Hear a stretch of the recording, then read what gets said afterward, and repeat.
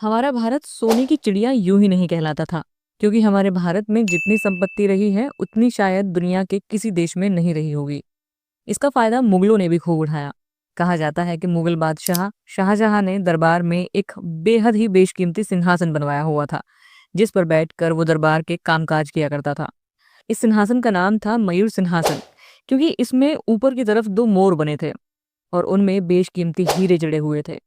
और कोहिनूर हीरा भी इसी सिंहासन का हिस्सा हुआ करता था। इस पूरे सिंहासन में ऊपर से लेकर नीचे तक इतने हीरे और सोना लगा था कि इसकी कीमत ताजमहल से भी कई गुना ज्यादा थी।